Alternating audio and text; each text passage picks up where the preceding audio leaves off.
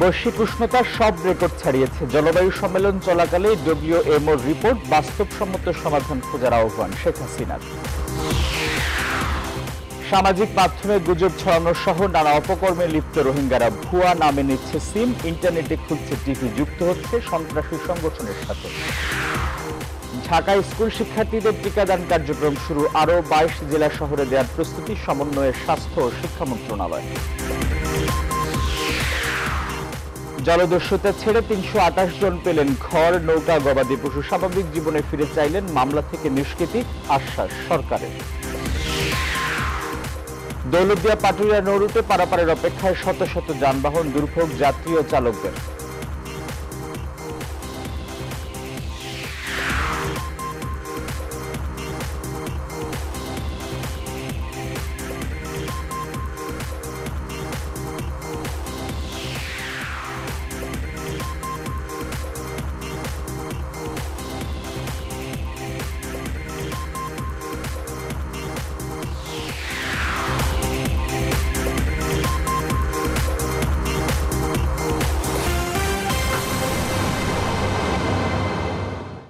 Rainbow allrounder exterior paint, বাংলাদেশের আবহাওয়া উপযোগী একমাত্র পেইন্ট।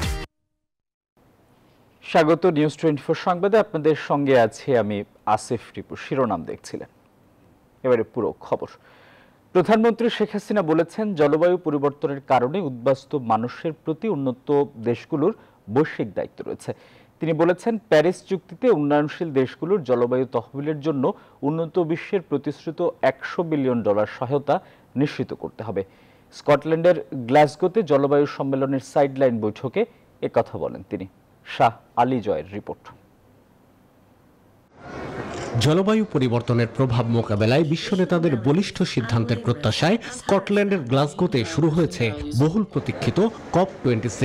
রোববার শুরু হওয়া এই জলবায়ু পরিবর্তন বিষয়ক সম্মেলনে প্রায় 200টি দেশের প্রতিনিধিরা 2030 সালের মধ্যে কিভাবে বায়ুমণ্ডলে কার্বন নিঃসরণ কমাবেন তার ঘোষণা দিচ্ছেন। আর এই বিশ্বমঞ্চে বাংলাদেশের নেতৃত্ব দিচ্ছেন প্রধানমন্ত্রী শেখ হাসিনা। সম্মেলনে ক্লাইমেট ভালনারেবল ফোরাম এবং কমনওয়েলথের সাইডলাইন বৈঠকে শেখ হাসিনা বলেন, জলবায়ু পরিবর্তনের ক্ষতির প্রভাব মোকাবেলার জন্য সবুজ এবং টেকসই উপায় খুঁজে বের করতে হবে। The issue of climate migrants, the people displaced from their ancestral homes and traditional jobs because of the adverse effects of climate change, including sea level rise, increasing salinity, river erosion, floods and droughts need to be discussed, and there has to be global responsibility for rehabilitation of these people. বাংলাদেশের প্রধানমন্ত্রী বলেন, বৈশ্বিক তাপমাত্রা বৃদ্ধি ঠেকাতে এখনই ঐক্যবদ্ধ উদ্যোগ প্রয়োজন। Our common position can help us in securing the annual $100 billion for climate financing by the developed countries for the developing countries, as promised in Paris Agreement. The climate financing has to be in addition to the existing and future ODA. উন্নত বিশ্বকে উচ্চাভিলাষী উন্নয়ন এবং উৎপাদন পরিকল্পনা থেকে বেরিয়ে আসার আহ্বান জানান জলবায়ু পরিবর্তনে ক্ষতির শিকার দেশগুলোর জন্য জাতিসংঘ সংগঠন ক্লাইমেট ভালনারেবল ফোরাম নেতা শেখ হাসিনা। শাহ আলী জয়, নিউজ 24, ঢাকা। জলবায়ু পরিবর্তনের দায়ী দেশগুলোকে জবাবদিহিতার আওতায় নিয়ে আসা সহ 4 দফা দাবি তুলেছেন প্রধানমন্ত্রী শেখ হাসিনা। সেই সঙ্গে জলবায়ু পরিবর্তন ঠেকাতে একটি বাস্তবসম্মত ও অন্তর্ভুক্তিমূলক সমাধান খুঁজে বের করার তাগিদ দিয়েছেন তিনি। স্কটল্যান্ডের গ্লাসগোতে COP26 সম্মেলনের উদ্বোধনী বক্তব্যে এসব কথা বলেন বাংলাদেশের সরকার প্রধান। To address the challenges of climate impact because of 1.1 million forcibly displaced Myanmar nationals or Rohingyas. Because of their staying in Bangladesh, actually those areas become deforested. So it's a big challenge for us. As the chair of the Climate Vulnerable Forum, CVF and B20, we are promoting the interest of the 48 climate vulnerable countries. কোনো একটি দেশ বা জনগোষ্ঠী নয়, বর্তমানে জলবায়ু পরিবর্তনের বিরূপ প্রভাবের মুখে গোটা বিশ্ব। গত 3 দশকে এর প্রভাব ভয়াবহভাবে ছড়িয়ে পড়েছে এশিয়া, ইউরোপ, আফ্রিকা থেকে আমেরিকা মহাদেশেও। এমন পরিস্থিতিতে বিজ্ঞানীরা উদ্বেগ প্রকাশ করলেও জীবাশ্ম জ্বালানির উৎপাদন কমাতে রাজি নয় ধনী দেশগুলো। গবেষকদের আশঙ্কা, জলবায়ু পরিবর্তনের ফলে ঝুঁকিপূর্ণ দেশগুলো বিলুপ্ত হয়ে যেতে পারে। মাসুদ রানার ডেস্ক রিপোর্ট। খুব অল্প সময়ের ব্যবধানে বদলে যাচ্ছে আমাদের সবুজ পৃথিবী। দেশে দেশে রেকর্ড তাপমাত্রা, দাবদাহে পড়ে যাচ্ছে বনাঞ্চল, দেখা দিচ্ছে অতিবৃষ্টি, বন্যা আর জলোচ্ছ্বাস। আগামী 15 বছরেই পৃথিবীর তাপমাত্রা বাড়বে 1.5 ডিগ্রি সেলসিয়াস, যার ফলে একের পর এক বিপর্যয়ে পড়বে গোটা বিশ্ব। তবে এরই মধ্যে এর প্রভাব অনেকটাই দৃশ্যমান। জলবায়ুর পরিবর্তনে গেল 20 বছরে যে 10টি দেশ সবচেয়ে বেশি বিপর্যয়ে পড়েছে তার তালিকায় রয়েছে বাংলাদেশের নাম। 20 বছরে বাংলাদেশে 185টির বেশি জলবায়ু পরিবর্তন জনিত বড় দুর্যোগ আঘাত হেনেছে। এতে হাজার হাজার মানুষের প্রাণহানিও হয়েছে। ক্ষতিগ্রস্ত তালিকাতে রয়েছে মিয়ানমার, থাইল্যান্ড, নেপাল, পাকিস্তানের নাম। জলবায়ু পরিবর্তন জনিত প্রভাবে দেখা দিয়েছে খাদ্য সংকট। ইথিওপিয়া, মাদাগাস্কার, দক্ষিণ সুদান, কেনিয়া সহ অনেক দেশের মানুষ দুর্ভিক্ষের মুখে। শক্তিশালী তাপপ্রবাহ, বন্যা সহ চরম আবহাওয়ার ঘটনা এখন নতুন আর স্বাভাবিক। 2021 সালের ক্লাইমেট শিরোনামের এক প্রতিবেদনে এমন তথ্য জানিয়েছে বিশ্ব আবহাওয়া সংস্থা। জাতিসংঘের এক প্রতিবেদন বলছে, আগামী 2030 সাল পর্যন্ত 15টি উন্নত দেশ তেল ও গ্যাসের উত্তোলন বাড়াবে দ্বিগুণের বেশি, যার পরিণাম হবে আরও ভয়াবহ। মাসুদ রানা, নিউজ 24। পৃথিবীকে বাঁচাতে পরবর্তী পরিকল্পনা গ্রহণ করতে স্কটিশ শহর গ্লাসগোতে জলবায়ু সম্মেলনে বসেছেন বিশ্ব নেতারা। অর্থপূর্ণ এবং কার্যকর পদক্ষেপের মাধ্যমে বৈশ্বিক উষ্ণতা সীমিত রাখার চেষ্টায় সম্মত হয়েছেন তারা। সম্মেলন ঘিরে সরব পরিবেশ আন্দোলন কর্মীরা। অনেকে বলছেন এসব প্রতিশ্রুতি মিথ্যে আশা। এদিকে বৈশ্বিক তাপমাত্রা কমিয়ে আনতে এবারের সম্মেলন শেষ সুযোগ বলছেন সম্মেলন প্রধান। মাসুদ রানার আরও একটি রিপোর্ট। রোববার থেকে আনুষ্ঠানিকভাবে শুরু হয়েছে জাতিসংঘের জলবায়ু সম্মেলন। তাপমাত্রা বৃদ্ধি ঠেকাতে যেসব ব্যবস্থা গ্রহণ গুরুত্বপূর্ণ তা কার্যকরে এখনও সফলতা মেলেনি। এবারের সম্মেলনে সেই ব্যর্থতার চিত্র পাল্টে দেওয়ার চেষ্টা করছেন বিশ্ব নেতারা। তবে এবারের আলোচনায় বেশ গুরুত্বপূর্ণ হয়ে উঠেছে ঝুঁকির মুখে থাকা দেশগুলোর বার্তা। জলবায়ু তহবিলের প্রতিশ্রুতি রক্ষা যাদের প্রধান লক্ষ্য। ব্রিটিশ মন্ত্রী আলোক শর্মা বলছেন, পৃথিবী বাঁচাতে এখনই পদক্ষেপ নিতে হবে। 1.5 ডিগ্রি সেলসিয়াস তাপমাত্রায় নামিয়ে আনতে হলে COP26 হচ্ছে শেষ সুযোগ। সেজন্য সকলকেই নিজেদের ভূমিকা পালন করতে হবে। ব্রিটিশ প্রধানমন্ত্রী বরিস জনসন বলছেন, এখন সঠিক পদক্ষেপ নিতে ব্যর্থ হলে ক্ষতির শিকার হবে ভবিষ্যৎ প্রজন্ম। এমনকি জলবায়ু সম্মেলনে বিশ্ব নেতারা ব্যর্থ হলে বিশ্বে ভয়াবহ অভিবাসন সংকট দেখা দেবে বলে হুঁশিয়ারি দিয়েছেন তিনি। কপ সম্মেলনের আগে G20 সম্মেলনে অর্থপূর্ণ এবং কার্যকর পদক্ষেপের মাধ্যমে বৈশ্বিক উষ্ণতা সীমিত রাখার চেষ্টায় সম্মত হয়েছে বিশ্ব নেতারা। এদিকে বিশ্ব নেতাদের কার্যক্রম নিয়ে সম্মেলন ঘিরে বিক্ষোভ করেছেন পরিবেশ আন্দোলন কর্মীরা। বিশ্ব নেতারা যা করছে তাতে আমার কোনো আশা নেই। তারা জড়ো হচ্ছে, অনেক প্রতিশ্রুতি দিচ্ছে, বাস্তবায়ন কই? আমরা তাদের কোনো প্রতিশ্রুতি বিশ্বাস করি না। বিশ্লেষকরা বলছেন, প্রতিশ্রুতি রক্ষাই হবে এবারের সম্মেলনের বড় সফলতা। মাসুদ রানা, নিউজ 24। দেশের বিভিন্ন অপারেটরের ভুয়া নামে নিবন্ধিত সিম ও ইন্টারনেট ব্যবহার করে নানা ধরনের অপকর্ম চালাচ্ছে রোহিঙ্গারা। ফলে বিপুল এই জনগোষ্ঠীর মাঝে লুকিয়ে থাকা অপরাধীদের ধরতে বিড়ম্বনায় পড়তে হচ্ছে আইন প্রয়োগকারী সংস্থাকে। কক্সবাজার থেকে নাইম আল জিকুর বিশেষ রিপোর্ট, ক্যামেরায় ছিলেন রতন দাস।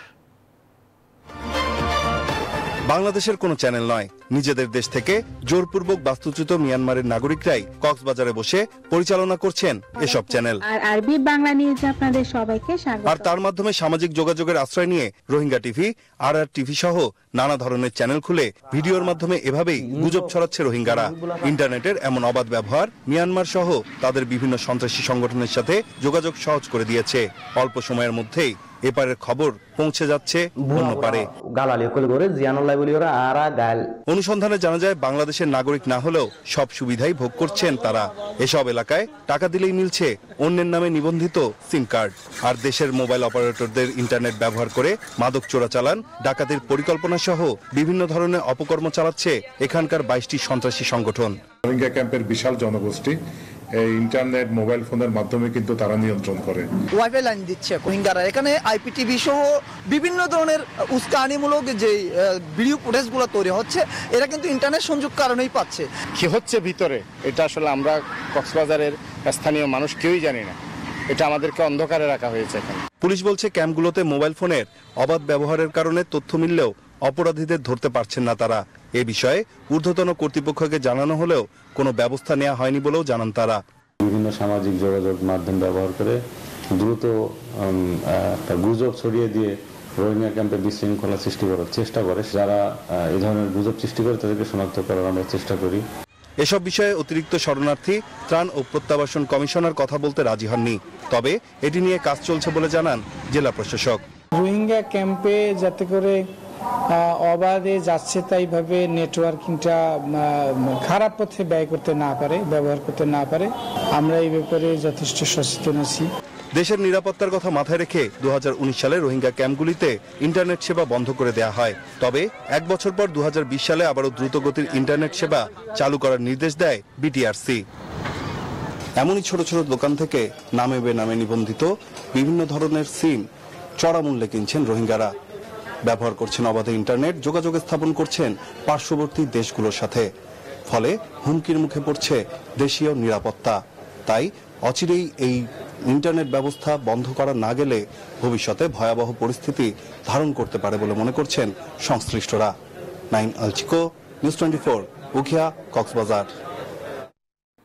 একসময় যে সুন্দরবনে ছিল ডাকাতি, অপহরণ, চাঁদাবাজি ও হত্যার ভয়ঙ্কর রাজত্ব, এখন সেখানে বইছে শান্তির সুবাতাস।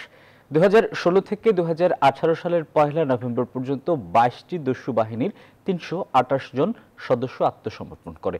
আত্মসমর্পণ দিবস উপলক্ষে স্বরাষ্ট্রমন্ত্রী বলেন, অনেকে আবার মাথা চাড়া দেওয়ার চেষ্টা করছেন, তারা সতর্ক থাকবেন, না হলে আইন শৃঙ্খলা বাহিনী কঠোর হবে।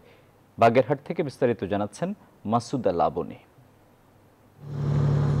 সুন্দরবনে এখন আর শোনা যায় না গুলির শব্দ, বাতাসে নেই বারুদের গন্ধ। জলদস্যুরাও ভয়ঙ্কর জীবন থেকে আত্মসমর্পণ করে বদলেছেন জীবনের ছন্দ। সরকার অনুদান দিচ্ছে, টাকা দিছে, এখন সেই টাকা দিয়ে মাছের গের করেছি। 2016 সালের 31 মে থেকে 2018 সালের 1 নভেম্বর পর্যন্ত আত্মসমর্পণ করেন 328 জন দস্যু। এদের মধ্যে পরে মারা যান 3 জন। উদ্ধার হয় 462টি অস্ত্র ও বিপুল পরিমাণ গোলাবারুদ। আত্মসমর্পণ করা দস্যুদের স্বাভাবিক জীবনে ফেরাতে সহায়তা করছে সরকার। তবে তারা বলছেন এখনো তুলে নেওয়া হয়নি মামলা। তাদের মূল দাবি মামলা তোলা। খুবই শান্তিময় জীবনযাপন। 2018 সালের 1 নভেম্বর প্রধানমন্ত্রী শেখ হাসিনা সুন্দরবনকে জলদস্যু মুক্ত ঘোষণা করেন। দিবসটি 3 বছর পূর্তি উপলক্ষে বাগেরহাটের রামপাল উপজেলা পরিষদ চত্বরে এই অনুষ্ঠানের আয়োজন। আত্মসমর্পণের পর দস্যুদের সমাজের মূলধারায় ফিরিয়ে আনার কাজ চলমান। সুন্দরবন এখন শান্ত বলে জানান আইজিপি। আর র্যাব মহাপরিচালক বলেন, দস্যুমুক্ত সুন্দরবন গড়া সহজ কাজ ছিল না।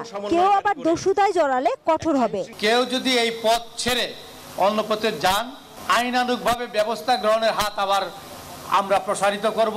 দস্যু আসলো, সারেন্ডার করলো, আর সবকিছু এরকম সুন্দরভাবে শেষ হয়ে গেল। It's not like that. সোমবার দুপুরে স্বরাষ্ট্রমন্ত্রী তাদের স্বাভাবিক জীবনে ফেরাতে উপহার দেন ঘর, নৌকা, গরু, দোকান সহ বিভিন্ন জিনিস। তিনি বলেন, ধর্ষণ ও হত্যা মামলা ছাড়া বাকি মামলা প্রত্যাহার করা হবে। কয়েকটি মামলা আছে আমাদের কাছে নিয়ে এসে নানাভাবে হয়তো আমাদের ভাইরা আপনাদের মামলাগুলো হয়তো সময় মতো কর্তৃপক্ষের কাছে দেননি, সেই জন্যই হয়তো এই গতিটা ধীর। সুন্দরবনের সাগর, নদী বা খালে এখন আর ভেসে ওঠে না মানুষের মরদেহ। 2018 সালের 1 নভেম্বর আত্মসমর্পণের মধ্য দিয়ে জলদস্যু মুক্ত হয় সুন্দরবন। তারপর থেকে সুন্দরবন সাধারণ মানুষ এবং পর্যটকদের জন্য নিরাপদ বলে বলছেন আত্মসমর্পণকারী জলদস্যু এবং আইনশৃঙ্খলা বাহিনী। জলদস্যুদের স্বাভাবিক জীবনে ফিরতে সরকার দিচ্ছে ঘর, বাড়ি, নৌকা, গরু সহ বিভিন্ন জিনিস। মাসুদা লাবনী, নিউজ 24, রামপাল, বাগেরহাট। পুলিশের অপরাধ তদন্ত বিভাগ সিআইডির অনুমোদন পেলেই ই কমার্স গেটওয়েতে জুনের পর আটকে থাকা গ্রাহকের টাকা ফেরত দেওয়ার প্রক্রিয়া শিগগিরই শুরু হবে বলে জানিয়েছে বাণিজ্য মন্ত্রণালয়। সোমবার বাণিজ্য মন্ত্রণালয়ের সভাকক্ষে অতিরিক্ত সচিব এএসএম শফিকুজ্জামানের নেতৃত্বে বৈঠকে বসেন বিভিন্ন সংস্থা ও ই কমার্স প্রতিষ্ঠানের প্রতিনিধিরা। বৈঠক শেষে সংবাদ সম্মেলনের সচিব জানান, ই কমার্সে ইউনিক বিজনেস আইডির বিষয়ে কারিগরি পরামর্শকের দায়িত্ব দেওয়া হচ্ছে এ2আইকে। 30 জুনের পরে করা গ্রাহকের পেমেন্ট গেটওয়েতে আটকে থাকা 214 কোটি টাকা ফেরত দিতে এখন কাজ চলছে। বাকি টাকা কিভাবে ফেরত দেওয়া যায় সে বিষয়েও আলোচনা চলছে। এটা আমরা খুব শীঘ্রই এটা লঞ্চ করব। ওনাদের বাংলাদেশ ব্যাংকে যেটা ফিনান্সিয়াল ইউনিট যেটা আছে, ইন্টেলিজেন্স ইউনিট, তাদের কিন্তু একটা তারা কমিটি করেছে এবং সেই কমিটি কাজ করছে। সেখানে আপনার অল কনসার্ন যারা আছে এবং সেখানে গোয়েন্দা সংস্থার লোকও ইনক্লুডেড আছে এবং আমরা একটু ধৈর্য ধরি। আমরা একটা ভালো রেজাল্ট দিতে চাচ্ছি, একটু আমাদের কাজ করতে দেন। আমরা জননিরাপত্তা বিভাগে লিখেছি এবং সিআইডি যে টাকাটা ফ্রিজ করে রেখেছে, এই টাকাটা কিন্তু ফ্রিজ করা আছে, এটাকে ডিফ্রিজ করলেই আমরা এই টাকাটা দিতে পারবো। হোপফুলি এটা খুব শীঘ্রই আপনারা একটা ভালো নিউজ পাবেন। শুরু হলো 12 থেকে 17 বছর বয়সী শিশুদের করোনা টিকাদান কার্যক্রম। সোমবার সকালে রাজধানীর মতিঝিল আইডিয়াল স্কুল অ্যান্ড কলেজে এই টিকা কার্যক্রমের উদ্বোধন করেন স্বাস্থ্যমন্ত্রী জাহিদ মালেক ও শিক্ষামন্ত্রী ডক্টর দীপু মনি। পর্যায়ক্রমে দেশের সকল শিশুকে টিকা দেওয়ার কথা জানান স্বাস্থ্যমন্ত্রী। এই কার্যক্রম যত দ্রুত শেষ হবে তত দ্রুত পূর্ণাঙ্গভাবে ক্লাস শুরু করা যাবে বলে জানান শিক্ষামন্ত্রী। রিশাদ হাসান জানাচ্ছেন বিস্তারিত। শিশুদের দীর্ঘ এই লাইন করোনা টিকা নেয়ার জন্য। উৎসবমুখর পরিবেশে রাজধানীর মতিঝিল আইডিয়াল স্কুল অ্যান্ড কলেজে টিকাদান কার্যক্রম শুরু হয় সোমবার সকালে। এই কেন্দ্র থেকে দেয়া হলো 2000 শিশুকে ফাইজারের টিকা। বড়দের পাশাপাশি টিকা নিতে পেরে স্বস্তিতে শিশু ও অভিভাবকেরা জানান, এতে করে বেগবান হবে শিক্ষা কার্যক্রম। ফার্স্টে একটু নার্ভাস ছিলাম, বাট পরে দেওয়ার পর আর নার্ভাসনেস ছিল না। দিবে নাকি দিবে না টিকা, কিন্তু এখন নিয়ে অনেক ভালো লাগছে। এই উদ্যোগটা আরো আগে নিলে আরো ভালো লাগতো, বাচ্চারা স্কুলে আসতে পারতো, যাইতে পারতো। এর আগে কার্যক্রমের উদ্বোধনী অনুষ্ঠানে স্বাস্থ্যমন্ত্রী জানান, পর্যায়ক্রমে দেশের সব শিশুকে টিকার আওতায় আনা হবে। যারা এই দেশকে আগামীতে এগিয়ে নিয়ে যাবে তাদেরকে আমরা সবচেয়ে ভালো টিকাটা দিচ্ছি এবং সেই ব্যবস্থা আমরা রয়েছে। বাংলাদেশে একটি ছেলে মেয়েও এই টিকার আওতার বাইরে থাকবে না। টিকা কার্যক্রম যত দ্রুত শেষ হবে তত দ্রুত পূর্ণাঙ্গরূপে খুলবে শিক্ষা প্রতিষ্ঠান, জানান শিক্ষামন্ত্রী। টিকাদান কর্মসূচি আমাদের যত সফল হবে, যত দ্রুত সফল হবে, তত দ্রুত আমরা পুরো দমে আমাদের ক্লাসগুলো আমরা চালু করতে পারবো। আমরা আশা করছি যে নতুন বছর যখন আমরা শুরু করতে যাব সেই সময়ের মধ্যে আমরা হয়তো অনেক দূর এগিয়ে যেতে পারবো। মঙ্গলবার থেকে মোট 8 কেন্দ্রে টিকা দেয়া হবে। প্রতি কেন্দ্রে 25টি বুথে টিকা পাবে 5000 শিক্ষার্থী। 8 কেন্দ্রে মোট 40,000 জন। এছাড়াও 22 জেলায় 12 থেকে 17 বছর বয়সী শিশুদের জন্য টিকাদানের প্রস্তুতি চলমান। শীঘ্রই সেসব কেন্দ্র থেকেও টিকাদান শুরু হবে। স্বাস্থ্য মন্ত্রণালয় এবং শিক্ষা মন্ত্রণালয়ের সমন্বিত উদ্যোগের কারণে এবারে দেয়া যাচ্ছে 12 থেকে 17 বছর বয়সী শিশুদের করোনা টিকা। এরই আওতায় সারা দেশের প্রায় 3 কোটি শিশু যাদের বয়স 12 থেকে 17, তাদের সকলকেই টিকা দিতে চায় স্বাস্থ্যসেবা বিভাগ। রিশাদ হাসান, নিউজ 24, ঢাকা। এবার করোনা পরিস্থিতি। প্রায় 1.5 বছরের মধ্যে সর্বনিম্ন মৃত্যুর খবর এলো করোনা আক্রান্ত রোগীদের কাছ থেকে। দেশে করোনায় গত 24 ঘন্টায় মারা গেছেন 2 জন। মারা যাওয়া 2 জন নারী ছিলেন ঢাকা জেলার। ফলে ঢাকা জেলা বাদে দেশের আর কোথাও গত 24 ঘন্টায় কোভিডে মৃত্যুর কোনো খবর আসেনি। এর আগে সর্বশেষ গত বছরের 5 মে একজনের মৃত্যুর খবর এসেছিল। স্বাস্থ্য অধিদপ্তর জানিয়েছে, সোমবার সকাল পর্যন্ত 24 ঘন্টায় আরও 214 জনের করোনা ভাইরাস শনাক্ত হয়েছে। নতুন রোগীদের নিয়ে দেশে এ পর্যন্ত আক্রান্ত কোভিড রোগীর সংখ্যা দাঁড়িয়েছে 15,69,753 জনে। মৃতের সংখ্যা বেড়ে হয়েছে 27,870 জন। গত একদিনে নমুনা পরীক্ষা অনুযায়ী শনাক্তের হারও অনেকটা কমেছে। সোমবার শনাক্তের হার ছিল 1.08%, যা গত বছরের 31 মার্চের সবচেয়ে কম।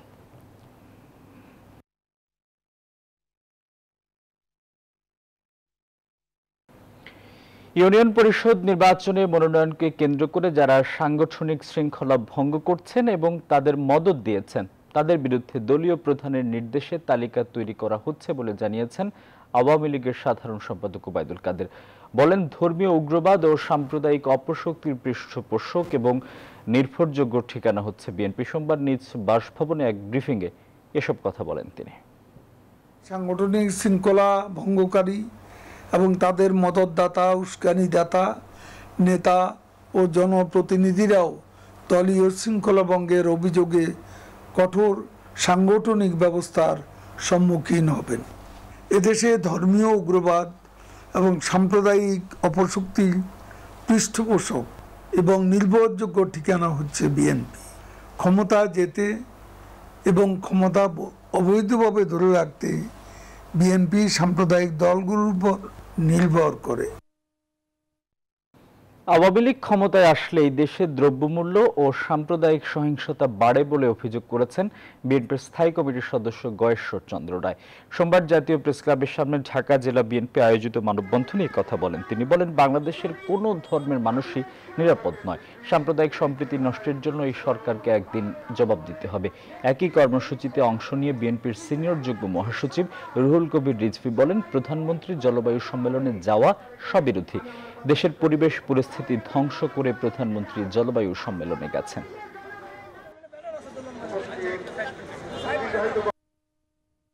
যে প্রধানমন্ত্রী তার নিজের দেশের সুন্দরবন উজাড় করে দেওয়ার জন্য রামপাল বিদ্যুৎ কেন্দ্র করতে পারেন, তিনি যাচ্ছেন গ্লাসগোতে পরিবেশের সম্মেলনে। কত স্ববিরোধিতা হতে পারে। যতই চাকরি করে ওর মেয়াদ শেষ, ওর যাওয়ার সময় হয়েছে। এবং আপনারা যদি চান রাখতে পারেন আর আপনারা যদি চান বিদায় দিবেন, তাহলে এই মানববন্ধনের মধ্য দিয়ে ক্রমান্বয়ে মানববন্ধন, রাজপথ দখল এবং শেখ হাসিনাকে যেতে হবে।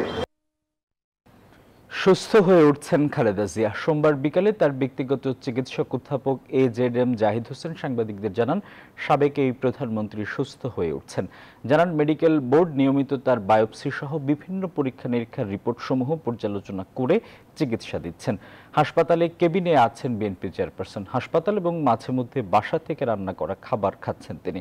খালেদা জিয়ার প্রয়াত ছোট ছেলে আরাফাত রহমান কোকুর স্ত্রী সৈয়দা শর্মিলা রহমান সিথি, ছোট ভাই শামীম ইস্কান্দার, প্রয়াত ভাই সাইদ ইস্কান্দারের স্ত্রী নাসরিন ইস্কান্দার নিয়মিত হাসপাতালে তার পাশে থাকছেন। গত 9 অক্টোবর থেকে টানা কয়েকদিন খালেদা জিয়ার শরীরে তাপমাত্রা ওঠানামা করছিল। এর পরিপ্রেক্ষিতে গত 12 অক্টোবর তাকে বসুন্ধরার এভারকেয়ার হাসপাতালে ভর্তি করা হয়। গত 25 অক্টোবর তার শরীর থেকে নেওয়া টিস্যুর বায়োপসি করা হয়। গতকালই বায়োপসির রিপোর্ট মেডিকেল বোর্ডের হাতে এসে পৌঁছায়। হাসপাতালে বিশেষজ্ঞ চিকিৎসক অধ্যাপক শাহাবুদ্দিন তালুকদারের নেতৃত্বে একটি মেডিকেল বোর্ড বিএনপি চেয়ারপারসনের চিকিৎসা দিচ্ছে।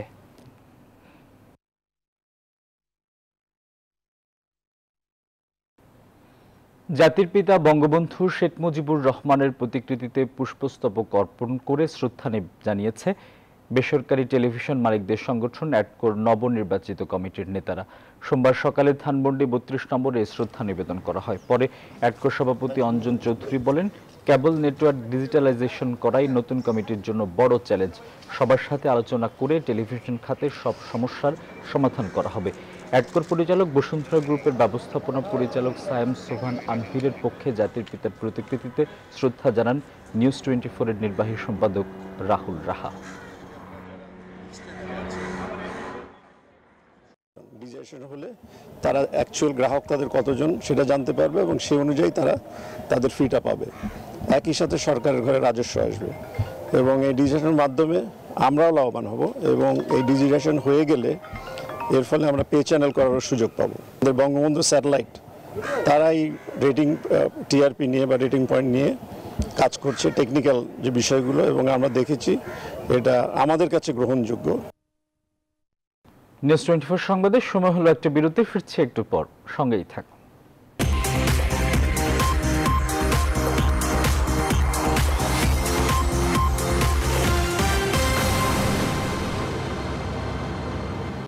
দেখছেন নিউজ 24 সংবাদ। ঘাট ও ফেরি স্বল্পতার পাশাপাশি ফেরিডুবির ঘটনায় রাজবাড়ী, দৌলতদিয়া ও মানিকগঞ্জের পাটুরিয়া নৌপথে ফেরি চলাচল ব্যাহত হচ্ছে। এ কারণে গেল 5 দিন ধরে উভয় ঘাটে নদী পারাপারের অপেক্ষায় রয়েছে কয়েকশো যানবাহন। এই অবস্থায় দৌলতদিয়া ফেরিঘাটের 0 পয়েন্ট থেকে ঢাকা খুলনা মহাসড়কের বাংলাদেশ হ্যাচারিজ পর্যন্ত দীর্ঘ যানজটের সৃষ্টি হয়েছে। এতে সীমাহীন দুর্ভোগে পড়েছেন যাত্রী ও চালকরা। এদিকে 5 দিনে উদ্ধার হয়নি পাটুরিয়ায় অর্ধডুবন্ত শাহ মাহমুদ শেরি। ব্যর্থ হয়েছে উদ্ধারকারী জাহাজ হামজা ও রুস্তম। পরিবহন মন্ত্রণালয় ও বিআইডব্লিউটিসির সিদ্ধান্ত অনুযায়ী ফেরি উদ্ধারে বেসরকারি প্রতিষ্ঠান জেনুইন এন্টারপ্রাইজের পৃথক 6 উইন্স বার্জ নামার কথা থাকলেও উদ্ধারে অংশ নেয়নি। তবে ডুবুরি দলের কিছু সদস্য ঘটনাস্থলে পৌঁছেছেন।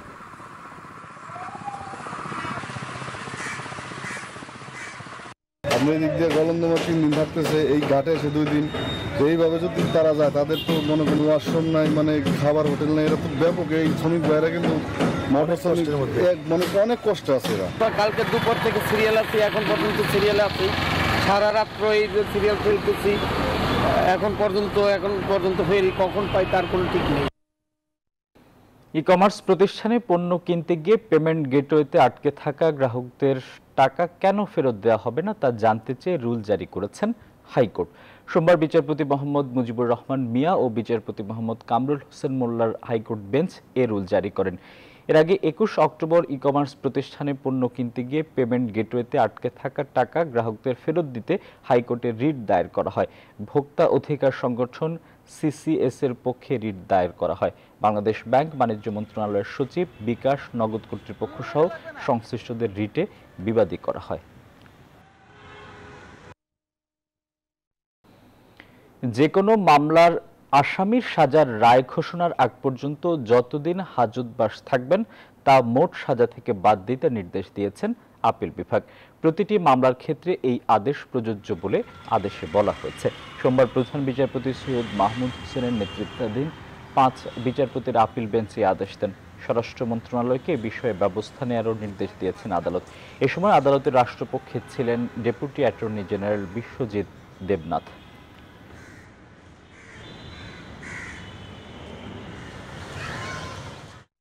রাজধানীর কামরাঙ্গীর চরের হুজুরঘাটে বুড়িগঙ্গা নদীতে বাল্কহেডের ধাক্কায় 4 নৌকা যাত্রী মারা গেছেন। সোমবার সকাল 8টার দিকে প্রায় 10 জন যাত্রী নিয়ে খেয়া নৌকায় নদী পার হওয়ার সময় এই দুর্ঘটনা ঘটে। পরে ফায়ার সার্ভিস এসে 3 জনের মরদেহ উদ্ধার করলেও এখনও নিখোঁজ রয়েছেন একজন। নিহতরা হলেন মাঝবয়সী নারী রেখা, তার সন্তান সঞ্জিদা ও বোনের ছেলে শফিকুল। পরে নৌকাকে ধাক্কা দেওয়া বাল্কহেডটি জব্দ করে চালক সহ মোট 6 জনকে গ্রেপ্তার করেছে পুলিশ। দুর্ঘটনা এড়াতে ওই এলাকায় নদীর উপর স্থায়ী ব্রিজ নির্মাণের দাবি জানিয়েছেন এলাকাবাসী। একজন এখন নিখোঁজ আছে, ফায়ার সার্ভিস আজকের মধ্যে বন্ধ করে দিয়েছে। আমরা এখন আসলে লাশ দাফনে যাচ্ছি, এর মধ্যে থানার ক্লিয়ারেন্স দিতে হবে। ব্রিজের দরকার আছে, কারণ এই ঘটনা প্রতি বছরে প্রায় 30-40 জন মরে। ব্রিজটা হয় লক্ষ লক্ষ মানুষের জন্য এটা ভালো। বৈধ অস্ত্র ব্যবসার আড়ালে অবৈধ অস্ত্রের ব্যবসা করছিল একটি চক্র। রাজধানীর যাত্রাবাড়ি থেকে 4 অস্ত্র ব্যবসায়ীকে গ্রেপ্তারের পর কাউন্টার টেরোরিজম ইউনিট বলছে, বৈধ অস্ত্রের পুরনো লাইসেন্স দিয়ে অস্ত্র ক্রয় করে পরে তা চড়া মূল্যে অবৈধভাবে বিক্রি করতে চক্রটি। এক্ষেত্রে তারা রুট ও বাজার হিসেবে বেছে নিয়েছে ভারত ও মায়ানমার সীমান্তবর্তী দুর্গম এলাকাকেও। বিস্তারিত দেখুন মৌ খন্দকারের রিপোর্টে। শর্টগান, AK-47 এর গুলি, পিস্তল এসব অস্ত্র বিক্রির জন্য রাজধানীর যাত্রাবাড়িতে একত্রিত হয়েছিল একটি চক্র। গোপন তথ্যের ভিত্তিতে অভিযান চালিয়ে গ্রেফতার করা হয় চক্রের 4 সদস্য। উদ্ধার করা হয় 5টি অস্ত্র সহ 301 রাউন্ড গুলি। কাউন্টার টেরোরিজম ইউনিট বলছে, গ্রেফতার আবুল হাসান বৈধ অস্ত্রের পুরানো লাইসেন্স সংগ্রহ করত, এরপর অস্ত্র ক্রয় করে চড়া মূল্যে অবৈধভাবে তা বিক্রি করত। বৈধ অস্ত্রের লাইসেন্সের এগেনস্টে যাদের কাছে অস্ত্র বিক্রি করেছে এবং যাদের কাছ থেকে সে এই চোরাচালান সিন্ডিকেট যারা সক্রিয় যাদের কাছ থেকে সে অস্ত্র সংগ্রহ করত, এরকম বেশ কিছু নাম আমরা পেয়েছি। চক্রটি দীর্ঘদিন ধরে ভারতের সীমান্তবর্তী মিজোরাম রাজ্য ও বান্দরবানের মায়ানমার সীমান্ত হতে অস্ত্র ও গুলি চোরাচালানের মাধ্যমে নিয়ে এসে পার্বত্য অঞ্চল সহ কক্সবাজার, চট্টগ্রাম ও ঢাকায় বিক্রি করত। সীমান্তে অস্থিরতার পেছনেও নেপথ্যে রয়েছে এসব অস্ত্রর কারবার। এই অস্ত্র দ্বারা হয়তো আর অন্য কোনো বড় ধরনের অপরাধ সংগঠনের কাজেও ব্যবহৃত হতো এবং যেটা আমাদের জন্য একটা বড় হুমকি হয়ে দাঁড়াতো, বাট আমরা সেই হুমকি নস্যাৎ করে দিতে সক্ষম হয়েছে।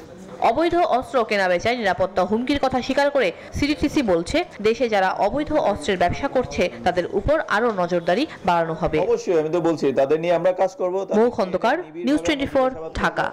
এবং সংবাদের সময় হলো আরো একটা বিরতির, ফিরছে একটু পর, সঙ্গেই থাকুন।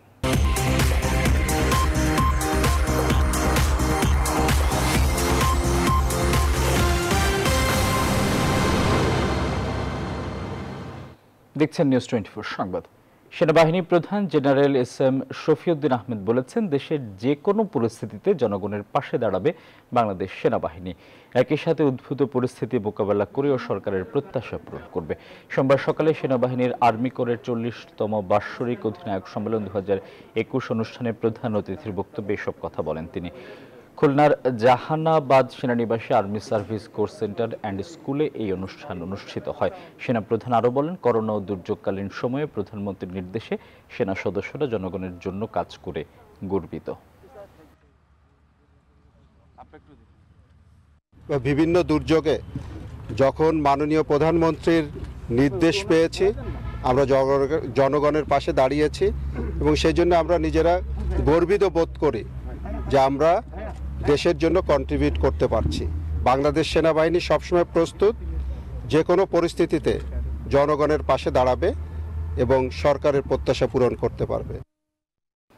এবার ফার্স্ট সিকিউরিটি ইসলামী ব্যাংক অর্থ বাণিজ্যের সংবাদ।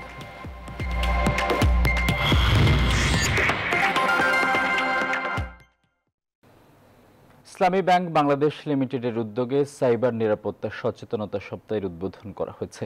সোমবার ইসলামী ব্যাংক টাওয়ারে এর উদ্বোধন করা হয়। ব্যাংকের ম্যানেজিং ডাইরেক্টর ও সিইও মোহাম্মদ মনিরুল মাওলা প্রধান অতিথি হিসেবে এই ক্যাম্পেইন উদ্বোধন করেন।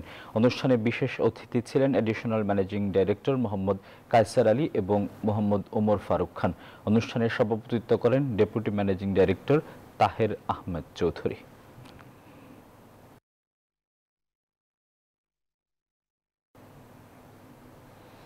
আগামী 30 নভেম্বর পর্যন্ত বিভিন্ন বুথের মাধ্যমে আয়কর দিতে পারবেন কর অঞ্চল 3-এর করদাতারা। তাদের সুবিধার্থে সোমবার রাজধানীর পুরানা পল্টনে কর অঞ্চল 3 ঢাকার জন্য তথ্য সেবা কেন্দ্র উদ্বোধন করা হয়। কেন্দ্রটির উদ্বোধন করেন জাতীয় রাজস্ব বোর্ডের সদস্য শাহিন আক্তার। অনুষ্ঠানে অংশ নেন বিপুল সংখ্যক করদাতারা। উপস্থিত ছিলেন কর অঞ্চল 3-এর ঊর্ধ্বতন কর্মকর্তারা।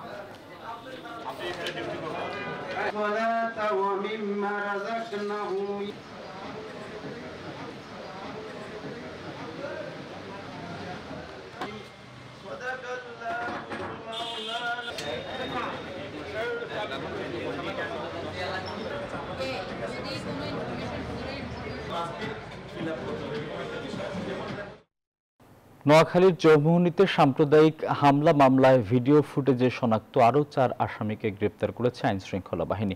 এদিকে বিভিন্ন মেয়াদে আরও 5 আসামির রিমান্ড মঞ্জুর করেছেন আদালত। জেলা পুলিশ সুপার মোহাম্মদ শহীদুল ইসলাম জানান, গত 24 ঘন্টায় বেগমগঞ্জ মডেল থানা পুলিশ ও জেলা গোয়েন্দা শাখা জেলার বিভিন্ন স্থানে অভিযান চালিয়ে তাদেরকে গ্রেপ্তার করে। গ্রেপ্তারকৃতরা হলেন বেগমগঞ্জের চৌমুহনী পৌরসভার হাজিপুরের মোহাম্মদ ইউসুফ, গণিপুরের সাইফুল ইসলাম রিপন, গোপালপুর ইউনিয়নের আটিয়াকান্দি গ্রামের ইনজামুল আলী প্রত্যয় ও করিমপুরের আব্দুর রহিম সোহাগ। সোমবার দুপুরে 4 আসামিকে জেলার চিফ জুডিশিয়াল ম্যাজিস্ট্রেট আদালতে হাজির করা হলে বিচারক তাদেরকে জেলা কারাগারে পাঠানোর নির্দেশ দেন। এ নিয়ে চৌমুহনীতে সাম্প্রদায়িক হামলায় 30 মামলায় গ্রেপ্তার করা হয়েছে 226 জনকে। তাদের মধ্যে আদালতে স্বীকারোক্তিমূলক জবানবন্দি দিয়েছে 7 আসামি।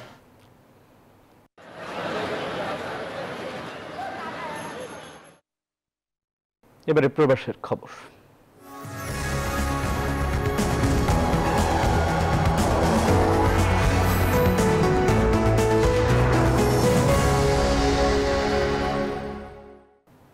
সুইস সংসদে অনুষ্ঠিত ঐতিহাসিক নারী অধিবেশনে যোগ দিয়েছেন প্রবাসী বাংলাদেশি সুলতানা খান। সংসদের এই বিশেষ নারী অধিবেশনে 246টি আসনের জুরিখ থেকে নির্বাচিত প্রবাসী বাংলাদেশি নারী সুলতানা খান অংশগ্রহণ করেন। 2 দিনের এই নারী পার্লামেন্টে 8টি সংসদীয় কমিটির 31 সদস্য ছিলেন তিনি।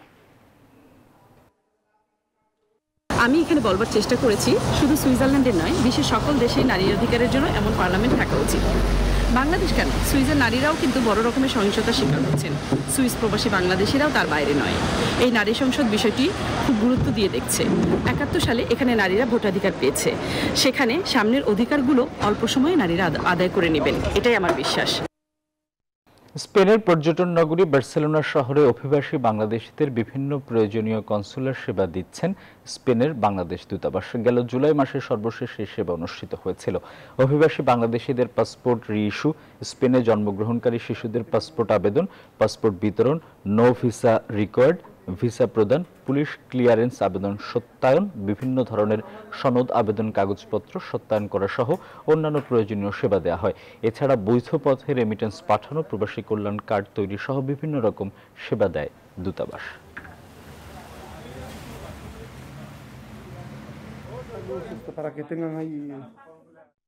এবারে টি-20 বিশ্বকাপ আপডেট।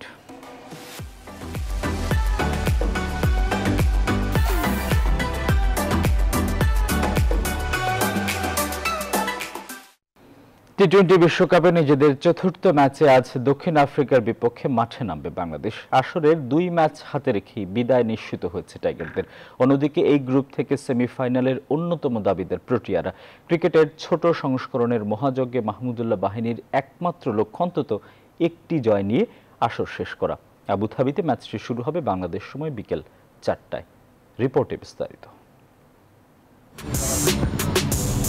বাছাই পর্বে পাপুয়া নিউ গিনি ও ওমানের বিপক্ষে জয়টা বাড়িয়েছিল আত্মবিশ্বাস। টাইগার ভক্তরা আশায় বুক বেঁধেছিলেন মূল পর্বে ভালো কিছু উপহার দেবে টিম বাংলাদেশ। তবে সে আশায় গুড়ে বালি। প্রথম ম্যাচ থেকেই ব্যর্থতার খাঁচায় বন্দী টাইগাররা। শ্রীলঙ্কা, ইংল্যান্ড ও ওয়েস্ট ইন্ডিজ একে একে 3 দলের কাছে অসহায় আত্মসমর্পণ মাহমুদুল্লাহ বাহিনীর, যা তাদের নিয়ে গেছে আত্মবিশ্বাসের তলানিতে। মাঠের লড়াইয়ে গর্জন তুলে প্রতিপক্ষকে ঘায়েল করতে না পারলেও সংবাদ সম্মেলনে ঠিকই সরব মাহমুদুল্লাহ মুশফিকদের কণ্ঠ। সেমির স্বপ্ন নিয়ে দেশ ছাড়া টাইগাররা সবার আগে কেটেছেন বিদায় টিকিট। নতুন করে এবারের আসরে আর কিছু পাবার বা হারাবার নেই তাদের। তবে লক্ষ্য থাকবে অন্তত একটি ম্যাচে জয় উপহার দেয়ার। প্রতিপক্ষ হিসেবে বেশ কঠিন দক্ষিণ আফ্রিকা। টিম বাংলাদেশের জন্য তা আরো কঠিন করে তুলেছে দলের ইনজুরি সমস্যা। সাইফুদ্দিন ছিটকে গেছেন আগেই, একই পথে সাকিবও। তার ঘাটতি পূরণের বিকল্প নেই টিম ম্যানেজমেন্টের হাতে। আবার শঙ্কা রয়েছে সোহানের মাঠে নামা নিয়েও। তাই একাদশ সাজাতে কঠিন চ্যালেঞ্জের সামনে পড়তে যাচ্ছে টিম বাংলাদেশ। সেক্ষেত্রে সুযোগ পেতে পারেন শামীম পাটোয়ারি। অন্যদিকে 3 ম্যাচের 2 জয় তুলে নিয়ে গ্রুপ 1-এর দ্বিতীয় অবস্থানে রয়েছে দক্ষিণ আফ্রিকা। সেমির টিকিট নিশ্চিতে বাংলাদেশের বিপক্ষে জয় প্রয়োজন প্রোটিয়াদেরও। তাই নিজেদের সেরা একাদশ নিয়েই মাঠে নামবে তারা। তৌহিদুল ইসলাম, নিউজ 24। টি-20 বিশ্বকাপে সুপার 12-এর সোমবার দিনের একমাত্র ম্যাচে শ্রীলঙ্কাকে 26 রানে হারিয়েছে ইংল্যান্ড। ইংল্যান্ডের দিয়ে 164 রানের টার্গেটে ব্যাট করতে নেমে 137 রানে অল আউট হয়েছে শ্রীলঙ্কা। প্রথমে ব্যাট করতে নেমে শুরুটা ভালো হয়নি ইংলিশদের। 5 ওভার 2 বলে স্কোরবোর্ডে 35 রান তুলতেই সাজঘরে ফেরেন 3 top order batsman Jason Roy, Dawid Malan ও জনি বেয়ারস্টো। এরপর জশ বাটলার একাই টেনে তোলেন ইংলিশদের স্কোরবোর্ডকে। মর্গান খানিকটা সময় নিলেও বাটলার তুলে নেন এবারের টি-20 বিশ্বকাপের প্রথম শতক। জবাবে ব্যাট করতে নেমে 57 রানে 4 উইকেট হারিয়ে বিপদে পড়ে লঙ্কানরা। শেষে হাসারাঙ্গা ও দানুশ সানাকা আশা জাগালেও নির্ধারিত ওভারে 137 রানের বেশি করতে পারেনি।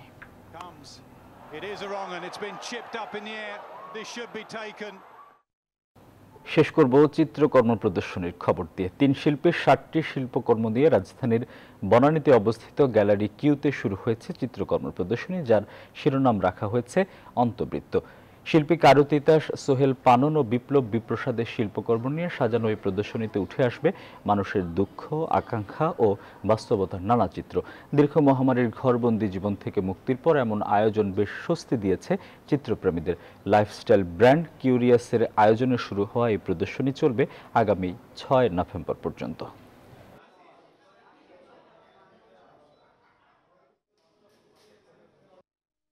কে কি ভাবছে, কি ধরনের চিন্তা করছে, সেই চিন্তার বহিঃপ্রকাশটা ঘটে হচ্ছে তাদের স্ব কাজ যখন একটা গ্যালারিতে এক্সিবিট করা হয়। 2021 সালের 5-6 মাসের কাজ এখানে আছে।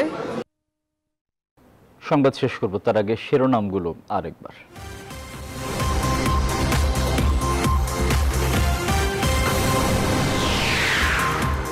বৈশ্বিক উষ্ণতার সব রেকর্ড ছাড়িয়েছে। জলবায়ু সম্মেলন চলাকালে ডব্লিউএমওর রিপোর্ট, বাস্তবসম্মত সমাধান খোঁজার আহ্বান শেখ হাসিনার।